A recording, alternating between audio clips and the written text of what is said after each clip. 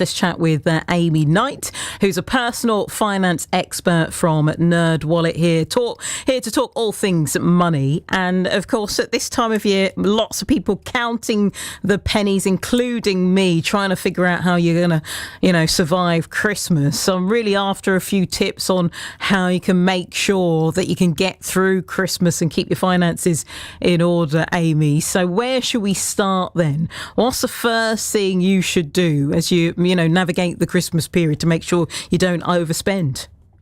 Hi, Brigitte. Thanks for having me back. So you're right. Lots of people are watching their finances very carefully. It's an expensive time of year, and we're making spending decisions with our hearts a bit more than our heads because we're buying for the people we care about, and we've got this pressure to make Christmas magical. Certainly as a parent, I know that there's expectations. You want to make Christmas wonderful for our children. So that can create a situation where you're feeling obliged, everybody wants something from you, to spend over your means.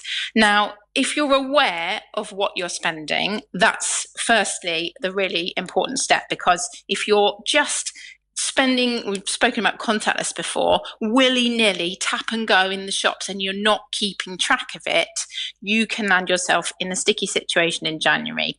And a lot of people have got paid a little bit early in December, or they're about to get paid. That's going to make the month of January longer. So it's really important to keep track of your spending as you go, whether you do that making a list in your phone, or maybe you've got an online banking app that tracks your spending and helps you categorize it. But being aware of what's going out of your account and starting to think ahead about the outgoings you're going to have in January, and then preparing for those if possible. It might be too late for in many circumstances. And if you know that you've racked up a bit of money on the credit card, what should you be doing in order to prepare to clear that in the new year? Yeah, you're right. There will be people who, just because the cost of living has gone up so much, have been needing to rely on credit just to buy their essentials. Lots of households are leaning on credit just to make it to the end of the month. And so Christmas costs on top of that are pushing people into borrowing. So already talked about being aware of what you're spending.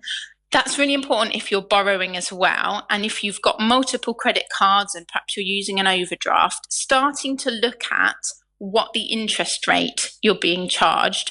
And if you've got a 0% credit card, being mindful of when the interest rate is going to kick in. If you've got maybe buy now, pay later, and you've got a particular date that you need to make the payment by before that quite high interest rate kicks in, starting to pop those dates in your calendar and think about, in the new year, are there non-essential costs that you could live without for a few weeks or a few months in order to keep that cash back and use it to clear those debts?